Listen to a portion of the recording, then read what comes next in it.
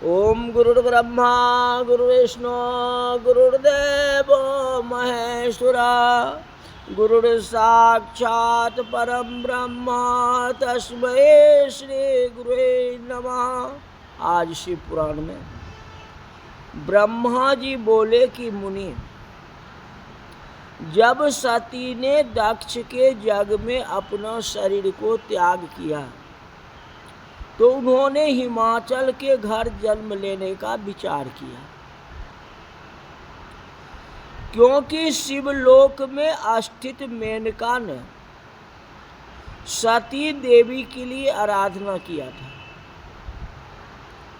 समय आने पर वही देवी अपना शरीर को त्याग की और मेनका की पुत्री बन गई, मेनका के गर्भ से उत्पन्न।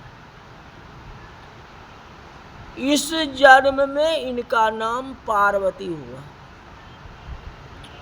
नारद जी बोले कि ब्राह्मण, मेनका की उत्पत्ति, विवाह और चरित्र मुझे सुनाइए। मेनका की उत्पत्ति कैसे हुई? तो ब्रह्मा जी बोले, जो उत्तर दिशा में हिमाचल नाम का एक महान राजा था, जो अपने श्रेष्ठ पर्वत की सब समृद्धियों से युक्त और बड़ा तेजस्वी था। उस पर्वत का बहुत बड़ा दिव्य रूप था, सर्वांग सुंदर विष्णु का रूप, संतों का प्रिय और शैल राज के नाम से प्रसिद्ध था। उसने अपने कुल की स्थिति और धर्म वर्धन के लिए विवाह करने की इच्छा की। समस्त देवतागण पितरों के पास गए। अब बोले कि यदि आप यह चाहते हैं कि देवताओं का कार्य हो तो आप मंगल रूपी कन्या मेनका का विवाह हिमाचल के साथ कर दीजिए। इनसे सबका भला होगा और देवताओं के पद पर आने वाले दुख और हानि का नाश होगा। तो पितृगणों ने अपनी पुत्रियों के श्राप की बात याद करके अपनी पुत्री मेनका का विवाह हिमाचल के साथ कर दिया। उस विवाह में हरि आदि सभी देवता सम्मिलित हुए। फिर विवाह का उत्सव समाप्त होने पर सब देवता मुनि शिव पार्वती जी का ध्यान करके अपने लोक को चले गए। ब्रह्मा जी कहते कि नारद, मेरा पुत्र जो दक्ष था उसके 60 पुत्रियां थी, जिनके विवाह उसने कश्यप इत्यादि महर्षियों के साथ कर दिए थे। उनमें स्वधा नाम की कन्या को पितरों को दिया था। स्वधा नाम की कन्या किसको दी? पितरों का, जिससे धर्म मूर्ति 3 कन्या उत्पन्न हुई। पितरों का पत्नी का नाम स्वधा और स्वधा से 3 कन्या उत्पन्न हुई है। उनमें बड़ी पुत्री का नाम मेनका, दूसरे का नाम धन्या और तीसरा का नाम कमलावती था। ये मुनीश्वर, एक समय ये तीनों बहन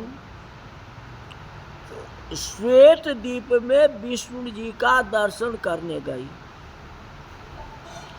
तो वहां बड़ा भारी समाज एकत्रित हुआ, जिसमें ब्रह्मपुत्र सनकादिक ऋषि भी आए थे। सनकादिकों को देख के सभी लोग उनके स्वागत के लिए खड़े हुए, परंतु तीनों बहन उनको समादर के लिए नहीं उठी, बैठी रह गई।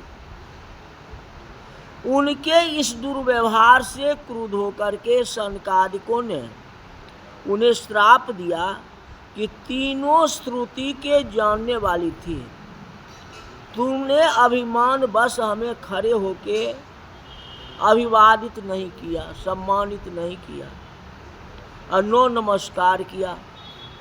अतएव तुम स्वर्ग से दूर जाके मनुष्य बन जाओ।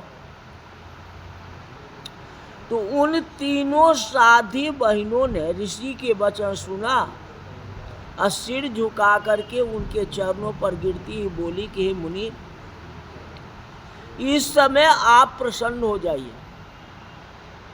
हम लोग मूढ़ हैं, अतएव ऐसा कृपा कीजिए जिसमें हम स्वर्ग को पुनः प्राप्त करें। अभी तो आपके श्राप के अनुकूल जा रहा हूँ, कि पुनः हमें स्वर्ग की प्राप्ति हो। तो शिव जी के माया से मोहित होकर संत कुमार कहने लगे कि हे पितरों की कन्या, अब तुम प्रसन्न होकर मेरे वचनों को सुनो। यह ज्येष्ठा हिमाचल की कामनी होगी। बड़ी बहन जो है वे जो है हिमाचल की कामनी मतलब पत्नी होगी। इसको पार्वती नाम की एक कन्या प्राप्त होगी, जिसने आशीर्वाद दी थी सनकादि मुनि। और दूसरी कन्या का नाम धन्या, जो महायोगिनी जनक की पत्नी होगी। और जिन महायोगिनी के जहाँ पर महालक्ष्मी सीता की उत्पन्न होगी, सनकादि मुनि का आशीर्वाद है। तो धन्या क्या बनी? सुनैना, जनक जी की पत्नी। और उनसे कौन हुई? तो सीता। और कमलावती वृषभानु की पत्नी, वृषभानु की कमल लारली कहते हैं ना भजन में, वृषभानु की पत्नी होगी। और द्वापर के अंत में यही लक्ष्मी पुत्री प्रिया राधा इनके नाम, राधा इनके यहाँ प्रकट होगी। तीनों का आशीर्वाद मिल गया। तो मेनका को पार्वती जी का वर प्राप्त होगा और वह कैलाश तक जाएंगे। और धन्या जनक वंश में सीता को उत्पन्न करके शिरध्वज से मिलने पर वैकुंठ तक जाएगी। और कमलावती जो है वृषभानु को प्राप्त होकर के उनके साथ कौतुक किरा द्वारा राधा के साथ जीव मुक्त हो जाएगा और गोलोक को चले जाएंगे। तो तीनों स्वर्ग चला गया ना। ऐसा यह मुनिराज कह के अंतर ध्यान हो गए और तीनों बहन सुखी होके अपने धाम को चली गए। इसलिए किसी को सम्मान करना चाहिए। अगर आप किसी को सम्मान नहीं कर, क्या बिगड़ता है उससे? अगर एक बार अगर राम राम कह देंगे तो कोई फर्क पड़ने वाला नहीं है। यही एक समानता है। नहीं समानता करेंगे तो आपके साथ कुछ भी हो सकता है, आपको भी कोई समानता नहीं देगा। इसलिए ये बराबरी होता है, जिस तरह ये तीनों कन्याओं के साथ हुआ। ब्रह्मा जी कहते हैं, मुनि मैना से विवाह करके हिमाचल घर आ गए और मैना के साथ विभिन्न सुखदायक स्थान में जाके विहार करने लगे। उसी समय सब देवताओं के साथ विष्णु जी हिमाचल के पास गए। हिमाचल ने अपने को सब प्रकार से भाग्यशाली समझा कि आज मेरा कितना बड़ा भाग्य है जो ब्रह्मा विष्णु सब हमारे दरवाजे पर आए हैं। मेरा जन्म सफल हो गया। कहते कहिए मेरे योग्य क्या सेवा है? हिमाचल ने कहा कि हे महाप्रज्ञ, जगदम्बा सती जी के शरीर त्यागने की बात तो आपको ज्ञात ही है ना। अब वही आपके घर में प्रकट हो, आप इसके लिए उपाय करें, इसलिए हम लोग यहाँ आए हैं। तो विष्णु आदि के ऐसा कहने से हिमाचल ने कहा तथास्तु, और आपकी इच्छा है तो मैं इसके लिए प्रयास करूँगा। शिव जी को मनाएंगे, तपस्या करूँगा सब देवता शंकर की पत्नी उमा की शरण में गए। उन्होंने देवी को प्रसन्न करने के लिए कहा कि हे उमा, हे देवी, हे माता, आप सर्वदा शिवलोक निवासिनी और सर्वदा ही शिव के प्रिया हो। हे माँ दुर्गे, हम सब आपको प्रणाम करते हैं। इस प्रकार उनकी बड़ी स्तुति की। ब्रह्मा जी बोले कि देवताओं ने इस प्रकार स्तुति की तो कष्ट निवारणी दुर्गा माता देवताओं के समक्ष प्रकट हुई।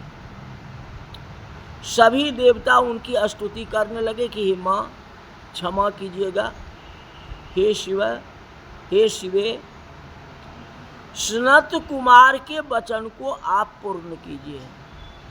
सनत कुमार जी ने पितरों के पुत्री को जो आशीर्वाद दिए थे उसको आप सत्य कीजिए। अति हे देवी, अब तुम फिर पृथ्वी पर अवतार लो, शिव जी की पत्नी बनो और अपनी अद्भुत लीला से देवताओं को सुखी करो।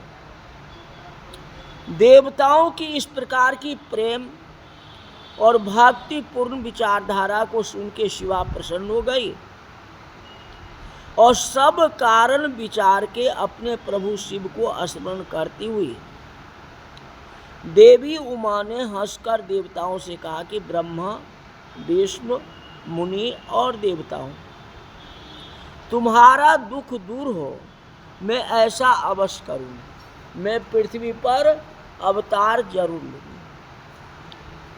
इसके और भी कारण हैं।